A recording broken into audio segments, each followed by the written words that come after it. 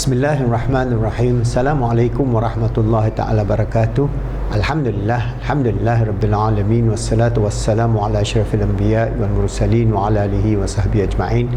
Alhamdulillah, with the grace, mercy, protection and love of Allah subhanahu wa ta'ala, we continue our da'wah work from Khalifa Education Foundation and Post-Islamic Psychology Center. As we mentioned earlier on, we have more than 1,000 videos in our YouTube channel. Alright, you can get your certification in coaching, mentoring and so on.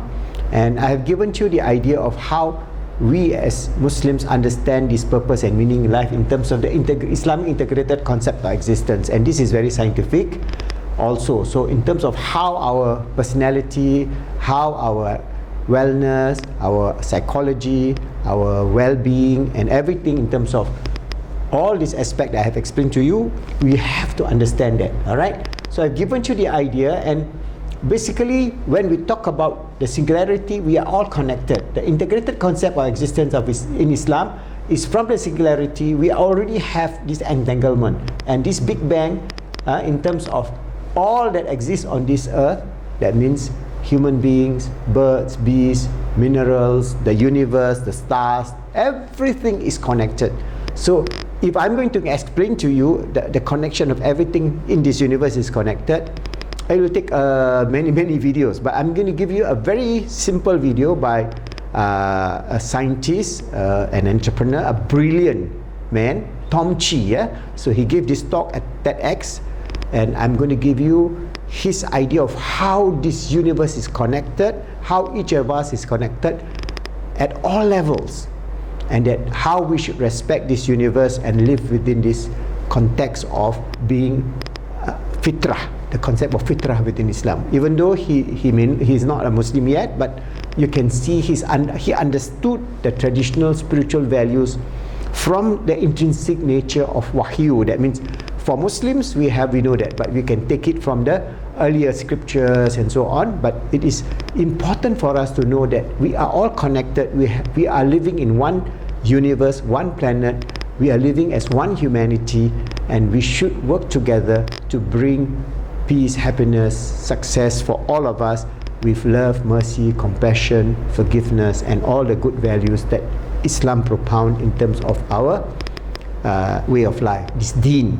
So I hope you enjoy the video. It's a bit long, 17 plus minutes, but inshallah it will give you a broad overview. Instead of I'm trying to explain over 5 videos, I have summarized that into one video. And this is not my video, this Tom Chi, this brilliant scientist and entrepreneur, inshallah.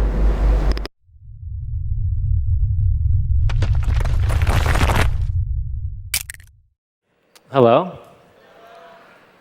my name is Tom Chi, and ever since I was a young child, I was determined to understand how the entire universe worked. And that fascination led me to my first job at age 15. I did astrophysical research with the Harvard-Smithsonian Observatory in active galactic nuclei. Now, years after being a scientist and astrophysicist, I slowly kind of matured out of that and entered the world of people. And actually, it turns out that the world of people is way harder to understand than the entire universe. But I stayed with it, and in the process of being a technologist, an inventor, and an entrepreneur, I've learned a lot about people. And what I'm going to talk to you today is a little bit of what I've learned, because as I learn about people, I get very interested in the gaps that still remain for us as human beings and us as a civilization relative to the challenges that are in front of us. And one of those gaps that I've seen is around this concept. And the concept is a really simple one. It's the concept that everything is connected. You've probably heard this many times, in fact. It's an element of almost every spiritual tradition of humankind throughout all of history. But whenever I hear people talk and mention this phrase that we are all connected, they do so in a way where it's as if it's something they wish that they could believe was true. That it's something that's abstract, that it's esoteric, that it's a thing that is unprovable, but they just really wish the universe was like that.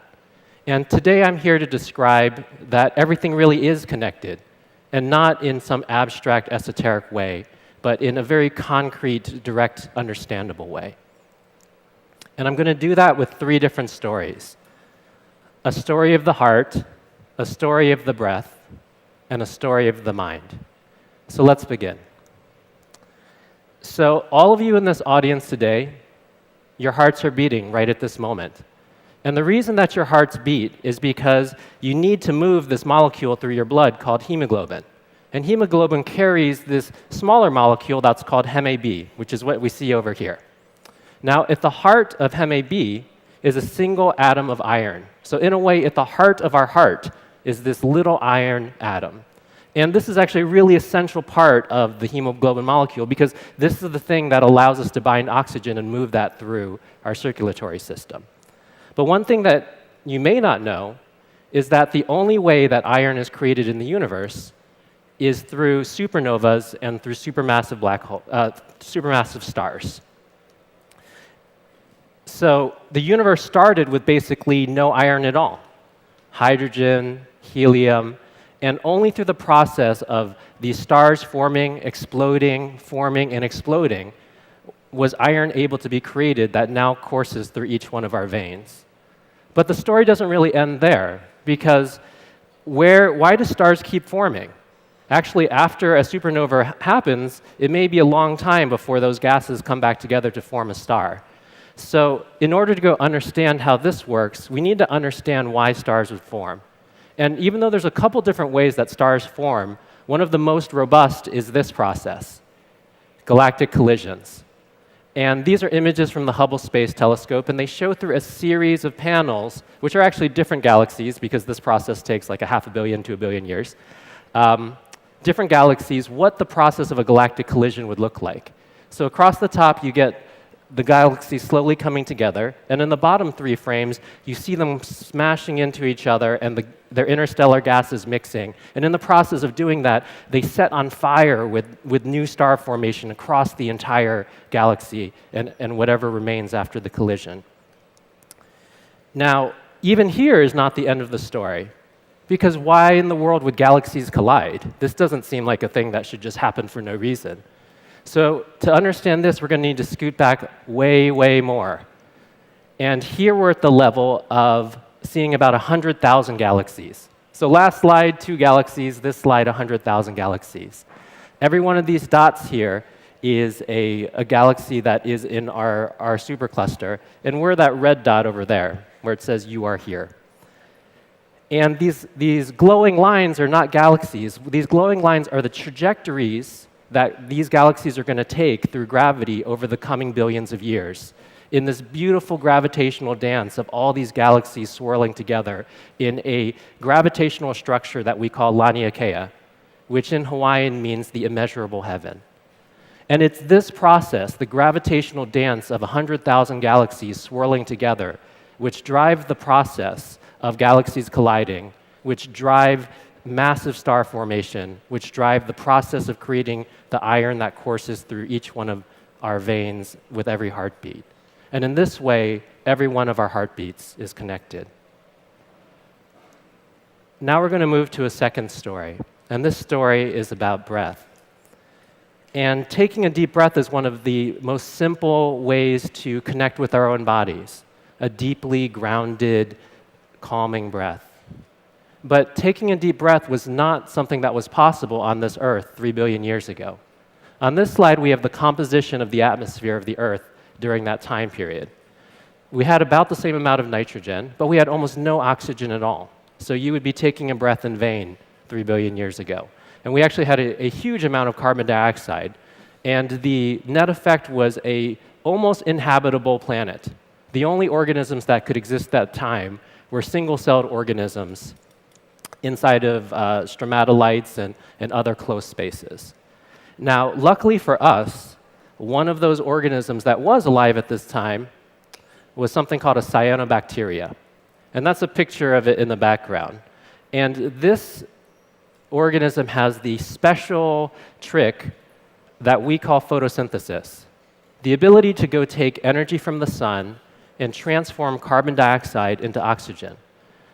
And over the course of billions of years, so starting from 2.5 billion years ago, little by little, these bacteria spread across the planet and converted all that carbon dioxide in the air into the oxygen that we now have. And it was a very slow process. First, they had to saturate the seas, then they had to saturate the oxygen that the Earth would absorb, and only then, finally, could oxygen begin to build up in the atmosphere.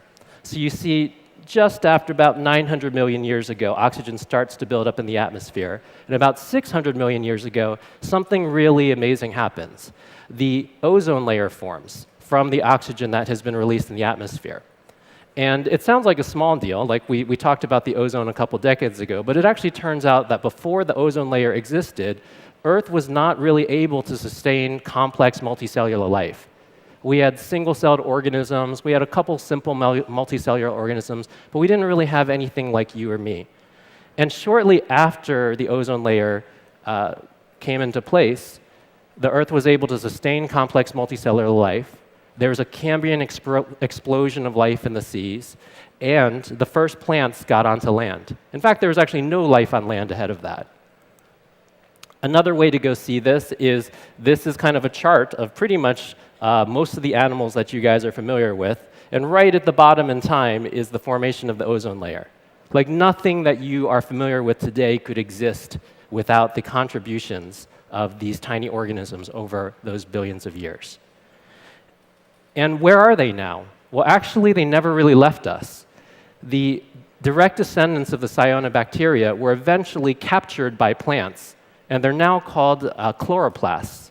So this is a zoom in of a plant leaf, and we probably ate some of these guys today, where tons of little chloroplasts are still trapped in contributing photosynthesis and making energy for the plants that continue to be the other half of our lungs on Earth. And in this way, our breaths are very deeply united. Every out-breath is mirrored by the in-breath of a plant, and their out-breath is mirrored by our in-breath. And I'm going to take a little aside here for a moment with this story, because imagine for a moment, and this is a thought experiment, imagine you were one of these little organisms 2 billion years ago. You might be born, you live a couple weeks, you die, and you kind of feel like, well, nothing really changed. I mean, I had no purpose in this life. Like, the world I came to is exactly the same as the world that I left. But what you wouldn't have understood is that every breath that you took contributed to the possibility of countless lives after you, lives that you would never see, lives that we are all a part of today.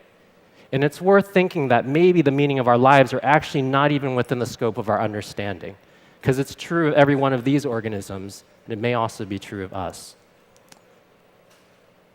Last story of connection is the story of the mind.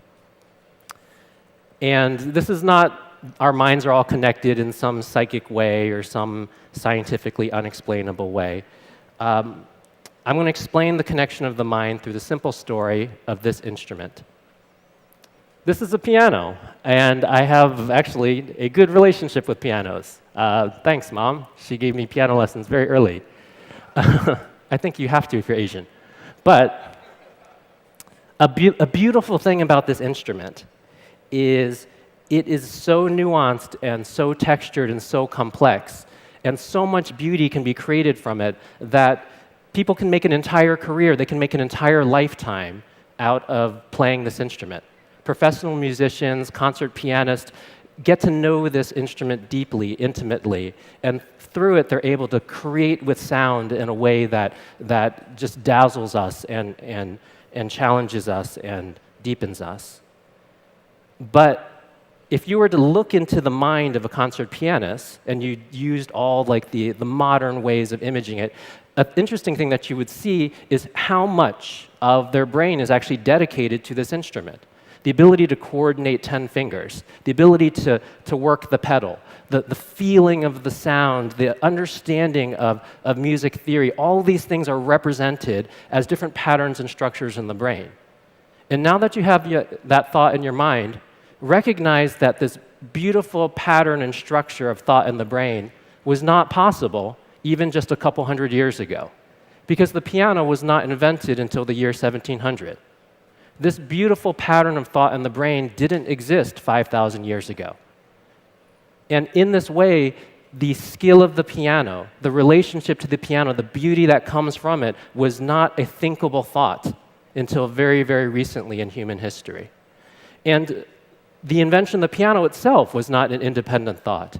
It required a depth of mechanical engineering. It required the history of stringed instruments. It required so many patterns and structures of thought that led to the possibility of its invention and then the possibility of the mastery of its play.